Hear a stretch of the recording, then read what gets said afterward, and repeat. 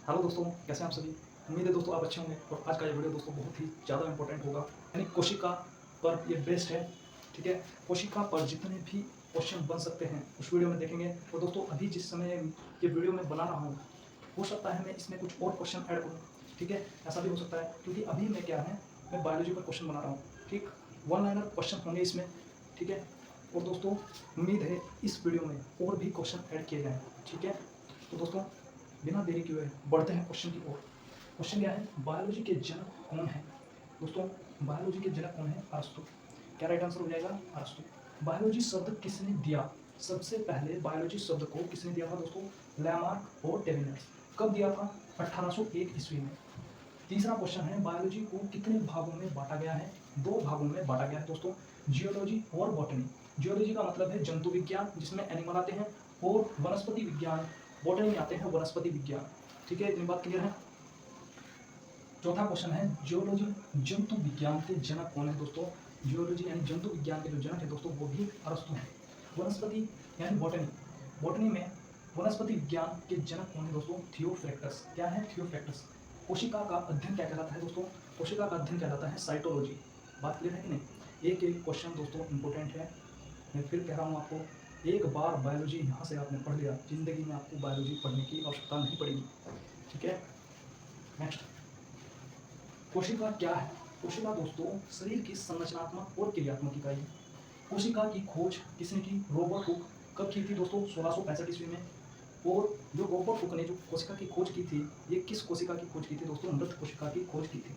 जीवित कोशिका की खोज ल्यू वैन हुक ने की थी। कब की थी दोस्तों, 1674 ईस्वी में। कोशिका सिद्धांत किसने दिया दोस्तों, कोशिका सिद्धांत को दिया था स्लाइडर और स्वान ने। किसने दिया था, स्लाइडर और स्वान। शरीर कोशिका से बना होता है और कोशिका विभाजन के फलस्वरूप नई कोशिका बनती है। यह कथन किसने कहा था दोस्तों, ये कहा था स्लाइडर और स्वान ने। कोशिका सिद्धांत का अपवाद क्या है, कोशिका सिद्धांत का अपवाद है दोस्तों विषाणु। नेक्स्ट क्वेश्चन, सजीव व निर्जीव के बीच की योजक कड़ी वो होता है दोस्तों विषाणु। बहुत इंपॉर्टेंट क्वेश्चन है। सजीव पादप और जंतु के बीच की योजक कड़ी, यूग्लिना।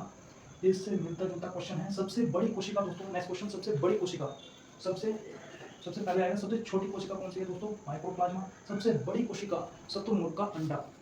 मानव शरीर में सबसे लंबी कोशिका, मानव शरीर में सबसे लंबी कोशिका कौन सी होती है दोस्तों, न्यूरॉन। क्या राइट आंसर होगा, न्यूरॉन।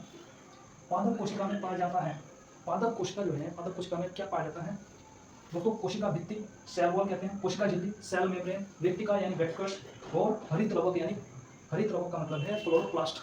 ठीक है दोस्तों, देखिए जो पादप कोशिका है, जो कोशिका है दो प्रकार की, पादप कोशिका और जंतु कोशिका।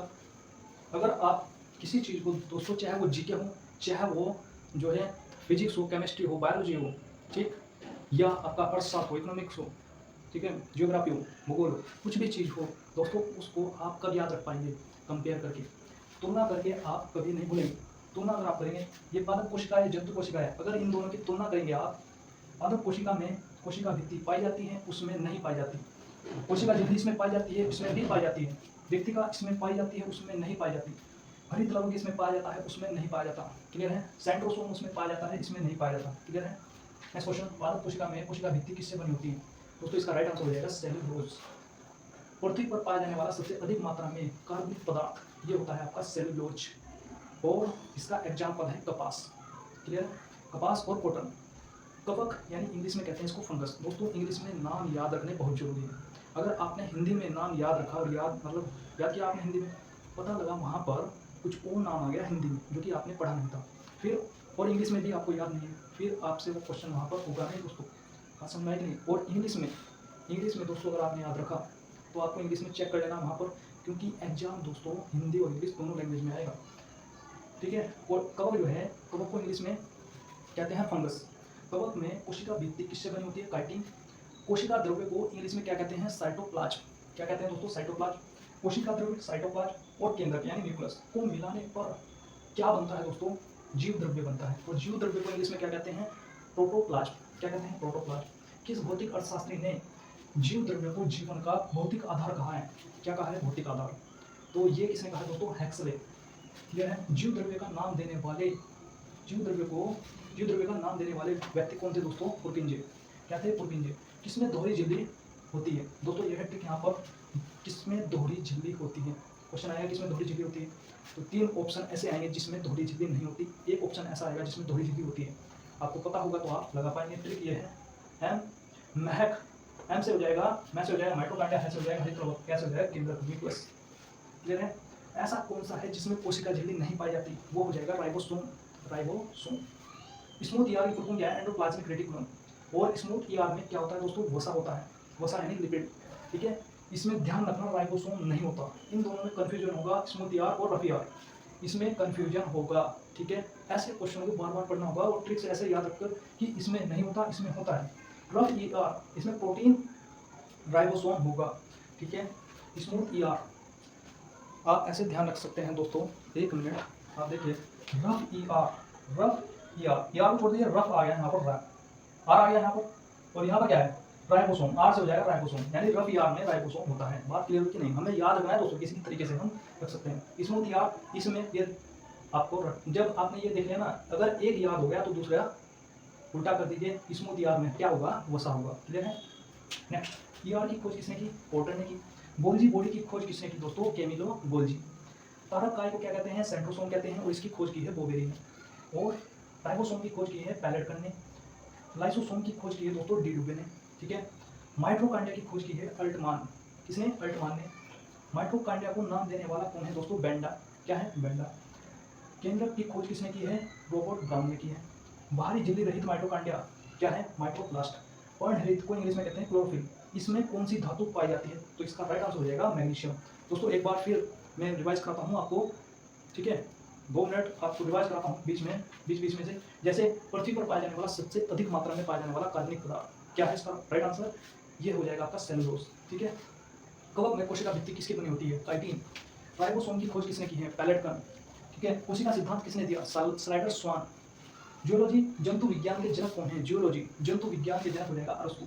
बायोलॉजी के जनक अरस्तु। और जैसे वनस्पति विज्ञान है, वनस्पति विज्ञान के जनक हो जाएगा थियोफ्रेक्टस। क्लियर है दोस्तों इस वीडियो में और भी क्वेश्चन ऐड करूंगा कोशिका के बाद। ठीक है, जैसा प्रयास रहेगा तो आप इस वीडियो को बिना स्किप किए हुए देखेंगे। और दोस्तों ये वीडियो जो है आपका जो क्विकली रिविजन बेस्ड होगा, क्विकली रिविजन, कम समय में ज़्यादा से ज़्यादा रिविजन, यही उद्देश्य है, यही उद्देश्य है इस वीडियो को बनाने में। जैसे जंतु कोशिका में क्या क्या पाया जाता है, तो जंतु कोशिका में कोशिका झिल्ली और सेंट्रोसोम पाया जाता है। जैसे दोस्तों किस भौतिक शास्त्री ने जीव द्रव्य को जीवन का भौतिक आधार कहा है, तो इसका राइट आंसर हो जाएगा हेक्सले। क्लियर दोस्तों, आगे इस वीडियो को कंटिन्यू करेंगे। ठीक है दोस्तों, नेक्स्ट क्वेश्चन क्या हो जाएगा यहाँ पर, कोशिका का पावर हाउस किसे कहते हैं, इसका राइट आंसर हो जाएगा यहाँ पर माइटोकॉन्ड्रिया। माइटोकॉन्ड्रिया के अंदर जो द्रव भरा होता है उसको क्या कहते हैं दोस्तों, उसको कहा जाता है मैट्रिक। क्या कहते हैं उसको, मैट्रिक। जटिल अणु टूट करके सरल अणु बनाते हैं, इस क्रिया को क्या कहते हैं दोस्तों, इस रिएक्शन को कहते हैं कैटाबोलिक। कैटाबोलिक मतलब काटना, कैटाबोलिक काटना।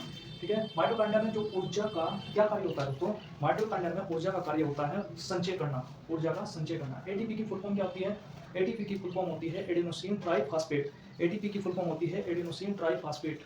क्लियर, कार्बन डाइऑक्साइड और हाइड्रोजन यहाँ मिल करके सूर्य के प्रकाश की उपस्थिति में हरित लवक और पर्णहरित यानी क्लोरोफिल यहाँ पर अगर ऐड कर दिया जाए तो क्या होगा, यहाँ पर ग्लूकोज बन जाएगा और ऑक्सीजन यहाँ पर बाहर हो जाएगी। अभिक्रिया का नाम क्या है दोस्तों, अभिक्रिया का नाम है एनाबोलिक, एनाबोलिक रिएक्शन। यहाँ पर क्या हो रहा है कि जटिल अणु टूट करके सरल अणु बन रहे हैं। यहाँ पर मैं आगे बताऊंगा इस रिएक्शन को, आगे मैं आपको बताने वाला हूँ। यहाँ पर देखिए दोस्तों, ग्लूकोज, इसका अगर हम उल्टा करते हैं, यहाँ पर क्या है, कार्बन डाइऑक्साइड और हाइड्रोजन यहाँ पर गैस यहाँ पर निकल रही है। ठीक है, यहाँ पर हमने ऐड की है लेकिन यहाँ पर निकल रही है और साथ ही साथ 36 एटीपी भी बाहर हो रही है। ठीक है, अगर हम इसका उल्टा कर रहे हैं और ऑक्सीजन यहाँ पर दे रहे हैं माइटोकॉन्ड्रिया की उपस्थिति में, यहाँ पर क्या होगा दोस्तों, कार्बन डाइऑक्साइड, हाइड्रोजन गैस और 36 एटीपी यहाँ पर बाहर हो जाएगी। ठीक है, अभिक्रिया का नाम क्या है, कैटाबोलिक रिएक्शन। मोस्ट इंपोर्टेंट है दोनों रिएक्शन, मैंने वहाँ पर रिपीट कर दिए हैं ये इक्वेशन। क्षतिग्रस्त कोशिकाओं का पाचन, क्षतिग्रस्त कोशिकाओं का पाचन कहाँ पर होता है दोस्तों, लाइसोसोम में। कोशिका की आत्मघाती थैली, कोशिका की आत्मघाती थैली किसको कहा जाता है, लाइसोसोम को। किसे कोशिका का एटम बम कहा जाता है, लाइसोसोम। ठीक है, किसे कोशिका का सफाई कर्मी भी कहा जाता है, कोशिका का सफाई कर्मी भी लाइसोसोम को कहा जाता है दोस्तों। सबसे छोटा कोशिकांग कौन सा होता है दोस्तों, राइबोसोम। सबसे छोटा कोशिकांग किसे कहते हैं, राइबोसोम। सबसे बड़ा कोशिकांग किसे कहते हैं, न्यूक्लियस, न्यूक्लियस यानी केंद्रक। ठीक है, हमारे शरीर में प्रोटीन की फैक्ट्री राइबोसोम। किसी कोशिका का इंजन कहते हैं दोस्तों, ये होता है राइबोसोम। कोशिका का इंजन किसे कहा जाता है, राइबोसोम। कोशिका का पावर हाउस किसे कहते हैं, माइटोकॉन्ड्रिया। क्लियर, पादपों में गोल्जी बॉडी का नाम क्या है, पादपों में गोल्जी बॉडी का नाम क्या है, डिप्टियोसोम। नेक्स्ट क्वेश्चन, डैमेज कोशिकाओं को समाप्त करता है और खुद भी समाप्त हो जाता है, इसका नाम क्या है दोस्तों? लाइसोसोम। सेंट्रोसोम किस कोशिका में पाया जाता है? सेंट्रोसोम, इसको हिंदी में कहते हैं तारक। ये किस कोशिका में पाया जाता है? जंतु कोशिका में। कोशिका विभाजन का कार्य क्या है? कोशिका विभाजन का कार्य कौन करता है? सेंट्रोसोम करता है दोस्तों। सेंट्रोसोम की आकृति कैसी होती है? बेलनाकार, बेलनाकार आकृति होती है, सिलेंड्रिकल, इंग्लिश में ध्यान रखना सिलेंड्रिकल।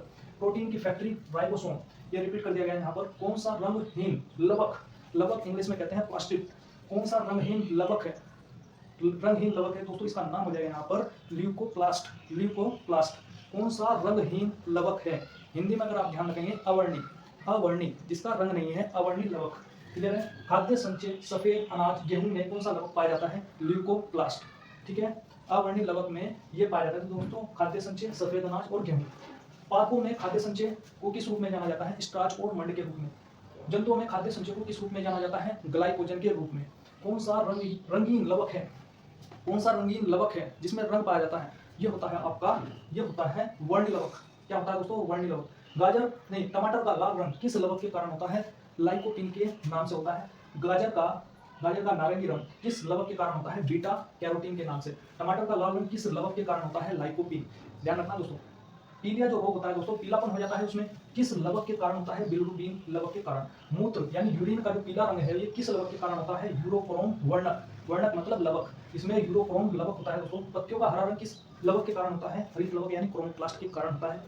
क्लोरोप्लास्ट में क्या पाया जाता है? क्लोरोफिल पाया जाता है। ठीक है, पादपों में भोजन निर्माण, ये इक्वेशन मैंने रिपीट कर दिया दोस्तों यहाँ पर। 6CO2 + 6H2O, ये क्लोरोफिल और सूर्य प्रकाश की उपस्थिति में ग्लूकोज बनेगा यहाँ पर और ऑक्सीजन बाहर हो जाएगी। सरल अणु जटिल अणु में अगर टूटेंगे तो इस अभिक्रिया को कहेंगे एनाबॉलिक। यहाँ पर ऊर्जा का ट्रांसफर किस प्रकार से होगा? प्रकाश ऊर्जा रासायनिक ऊर्जा में कन्वर्ट हो जाएगी।